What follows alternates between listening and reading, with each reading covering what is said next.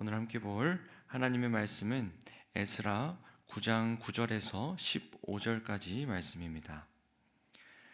에스라 9장 9절에서 15절까지 말씀입니다.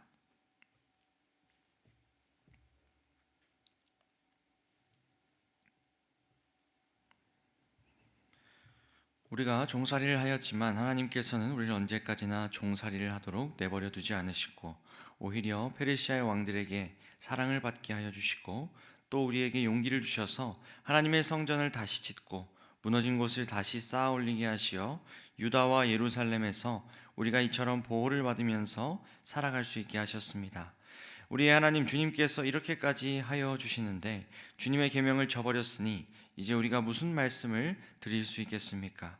주님께서는 일찍이 주님의 종 예언자들을 시키셔서 우리가 들어가서 차지할 땅은 이방 백성이 살면서 더럽힌 땅이라고 말씀하셨습니다.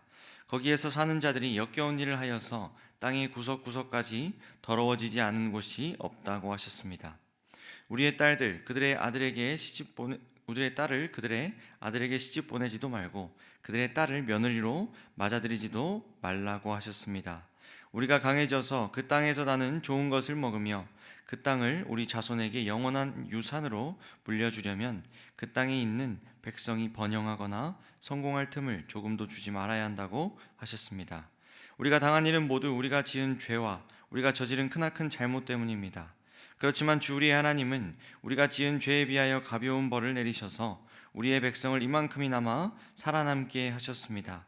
그러므로 다시는 주님의 계명을 어기지 않아야 하였습니다. 역겨운 일을 저지르는 이방 백성들과 결혼도 하지 않아야 하였습니다. 이제 주님께서 분노하셔서 한 명도 남기지 않고 없애버리신다고 해도 드릴 말씀이 없습니다. 그렇지만 주 이스라엘의 하나님 주님은 너그러우셔서 우리를 이렇게 살아남게 하셨습니다. 진정 우리는 우리의 허물을 주님께 자백합니다. 우리 가운데서 어느 누구도 감히 주님 앞에 나설 수 없습니다. 아멘. 오늘 본문은 에스라 9장 후반부 말씀입니다.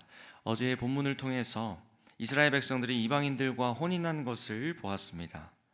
이방인들과 혼인하는 것은 당시 이스라엘의 신앙의 정체성을 무너뜨리는 일이었기 때문에 그 사실을 들은 에스라는 옷을 찢고 애통해하며 하나님께 기도했습니다. 그리고 오늘 본문에서도 계속해서 하나님 앞에 그 기도를 이어나가는데요. 9절 말씀을 보면 이렇게 고백합니다. 우리가 종살이를 하였지만 하나님께서는 우리를 언제까지나 종살이를 하도록 내버려 두지 않으셨습니다. 여기서 종살이란 유다 백성들이 바벨론 포로 기간 동안 끌려가 있던 그 사건을 기록하고 있습니다. 그동안 이스라엘의 역사를 보면 유다 백성들은 하나님께 불순종하여 멸망당했고 많은 사람들이 바벨론의 포로로 끌려갔습니다. 그렇게 이스라엘의 역사는 끝이 나는 것만 같았습니다. 하지만 여러분, 하나님의 계획은 거기서 끝이 아니었죠. 예정된 그 포로의 기간이 다 끝나고 하나님은 그들을 다시 고국으로 돌아오게 하시면서 은혜를 베푸셨습니다.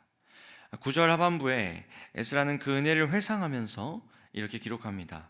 오히려 페르시아의 왕들에게 사랑을 받게 하여 주시고 또 우리에게 용기를 주셔서 하나님의 성전을 다시 짓고 무너진 곳을 다시 쌓아 올리게 하시며 유다와 예루살렘에서 우리가 이처럼 보호를 받으면서 살아갈 수 있게 하셨습니다.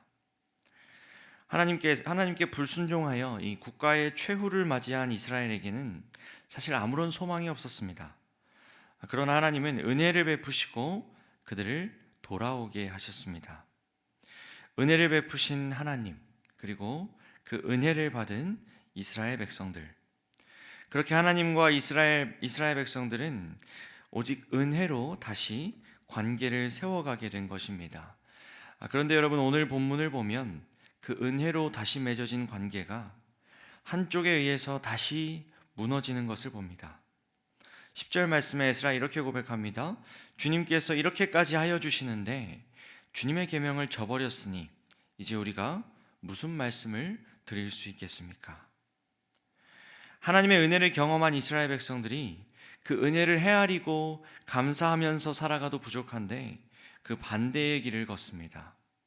또다시 하나님의 계명을 저버리며 살아간 것이죠. 여기서 저버린 그 계명은 바로 이방인들과 혼인한 일이었습니다. 11절과 12절을 보면 하나님은 그들에게 그 새로운 땅에서 살아갈 때 이방 백성들과 혼인하지 말라고 분명히 명하셨습니다. 성경에서 하나님은 이방인과의 모든 혼인을 금하신 것은 아니었지만 지금 포로 생활을 마치고 다시 하나님의 은혜 안에서 새롭게 세워진 이스라엘 백성들에게는 그것이 필요했던 것이죠. 그러나 하나님의 말씀을 끝내 지키지 못하고 또다시 불순종의 길을 걷게 됩니다.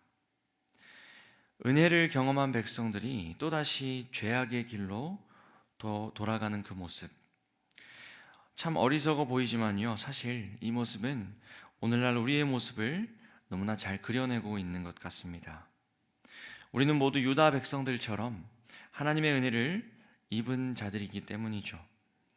불순종으로 뒤덮인 삶을 살아가는 우리들은 심판을 받아야 마땅했고 실제로 죄의 종살이를 하면서 살아가야만 하는 사람들이었습니다. 그런데 그런 우리들에게 하나님은 자격 없는 자에게 부어주시는 그것, 곧 은혜를 베푸셨습니다. 종살이가 어울리는 우리들에게 하나님의 자녀라는 특권을 주시고 우리의 신분을 바꾸어 주셨습니다. 그 은혜를 경험한 것이 바로 저와 여러분이 아니겠습니까? 그렇게 구원의 은혜를 경험하고 보니 우리가 살면서 누리는 그 모든 것이 하나님의 은혜요 선물임을 보게 됩니다. 그래서 우리는 모든 것이 하나님의 은혜라고 하는 고백을 부르며 찬양하며 살아갑니다.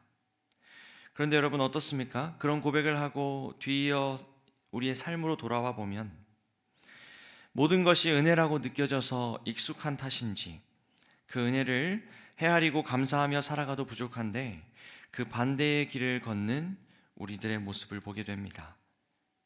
또다시 죄로 우리의 삶을 하나하나 채워가게 되는 것이죠. 똑같습니다. 은혜를 입은 자가 다시 죄를 짓는 그 일. 사실 그것은 우리의 삶에 너무나 자주 일어나는 일이라는 겁니다. 자주 일어나서 그 일이 너무나 작아 보일 때가 있고 그냥 넘어갈 때가 많지만 오늘 본문을 보면 그 일은 결코 작은 일이 아닙니다. 에스라는 오늘 이 일을 두고 이렇게 14절에 고백합니다. 이제 주님께서 분노하셔서 한 명도 남기지 않고 없애버리신다고 해도 드릴 말씀이 없습니다. 그렇습니다. 여러분, 작은 죄는 없습니다. 하나님 앞에 넘어가는 죄도 없습니다. 우리 신자들의 죄는 모두 없앰을 당한다 하여도 하나님 앞에 드릴 말씀이 없는 너무나 큰 죄들입니다. 그런데 여러분, 오늘 마지막 15절을 보면 그런 우리들에게 한 가지 소망을 주는 에스라의 고백이 담겨 있습니다. 제가 읽겠습니다. 그렇지만 주 이스라엘의 하나님 주님은 너그러우셔서 우리를 이렇게 살아남게 하셨습니다. 진정 우리는 우리의 허물을 주님께 자백합니다. 우리 가운데서 어느 누구도 감히 주님 앞에 나설 수 없습니다. 아멘. 에스라는 죄에 대한 슬픔과 탄식으로 끝내지 않습니다. 하나님의 자비하심을 의지합니다. 지금까지 베풀어 주신 하나님의 은혜에 다시 한 번 더 의지하며 자비를 내리실 것을 구하며 나아갑니다. 하나님 앞에 설 수조차 없는 죄인이기 때문에 그저 주님의 너그러우신 은혜와 용서를 구하고 있습니다. 사랑하는 성도 여러분, 우리가 의지할 수 있는 것은 하나님의 자비하신 분인 줄 믿습니다. 우리가 넘어졌을지라도 또 넘어졌을지라도 다시 하나님 앞에 나아올 수 있는 것은 또 넘어진 우리를 향한 하나님의 사랑과 은혜가 있기 때문인 줄 믿으시기를 바랍니다. 저는 어릴 적에 이 죄의 문제가 너무 힘들었던 적이 있습니다. 신앙생활을 하면서 끊어낼 수 없는 죄, 더욱 커지는 것만 같은 나의 죄 때문에 하나님과 계속해서 멀어진다고 느낀 적이 있습니다. 그런데 그런 저의 고민이 해결되어진 때가 있습니다. 바로 복음이 나의 것으로 받아들여졌을 때입니다. 복음, 곧 나의 죄의 문제를 해결하시려고 예수께서 베풀어 주신 그 은혜가 영원함을 깨닫고 이제 죄를 깨닫게 될 때 은혜 앞에 나아갈 수 있게 된 것이죠. 물론 여러분, 죄와의 싸움은 우리 신자들에게 있어 계속되어야 합니다. 오늘 본문의 에스라를 보아도 하나님의 자비를 구하고는 곧장 이방인들을 쫓아내는 결심과 행동을 하며 죄를 멀리하는 모습을 보입니다. 하지만 여러분, 그렇게 용기를 내어 다시 행동하고 결단할 수 있는 것은 결국 하나님의 은혜가 있기 때문이었습니다. 나를 다시 사랑하시고 나를 다시 받아주시며 다시 일으켜 세우시는 그 은혜가 있기 때문입니다. 사랑하는 성도 여러분, 죄는 하나님 앞에 아주 큰 일이지만 하나님의 은혜는 더 크고 위대하십니다. 오늘 그 큰 은혜를 붙잡고 살아가시는 여러분들 되시기를 주님의 이름으로 축복합니다. 기도하겠습니다. 하나님 감사합니다. 오늘도 말씀과 기도로 하나님과 동행하게 하시니 참 감사합니다. 주님, 오늘 말씀을 통해 은혜를 받은 우리가 또다시 죄의 길로 걸어가는 것이 얼마나 어리석은 일인지, 얼마나 큰 잘못인지 보게 됩니다. 그러나 하나님, 동시에 그럼에도 불구하고 또 넘어지는 우리들의 모습을 봅니다. 그러나 주님, 우리의 죄보다 더 크신 하나님의 은혜가 있음을 알게 하시니 감사합니다. 그 크신 은혜를 힘입어 다시 주님의 자녀로 오늘 주어진 하루를 은혜를 의지하며 살아갈 수 있도록 주님 도와주시옵소서. 주님, 우리 자녀들이 수능시험을 무사히 마치게 하여 주시니 참으로 감사합니다.